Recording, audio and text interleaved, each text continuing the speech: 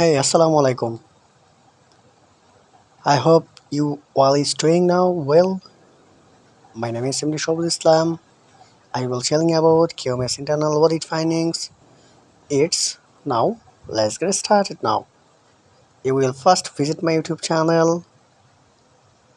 Please subscribe and press this notification bell icon in next video notification update. A QMS internal findings is a most important system in your garments industries. Everyone people who can like this one your internal audit. When this create an internal audit, you check more than your findings. What's define your findings?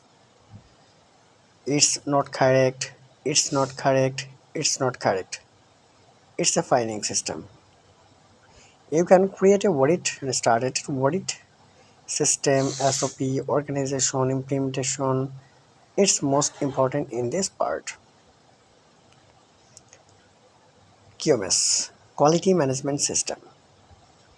It's another now PDCA Plan to Check Act ISO 9001 2015, ISO 9001 2022. So it's a 2020. It's a normal situation in your life. So you can start it a system and quality management.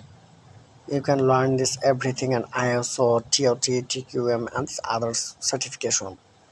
But you can continue your garments industry's job.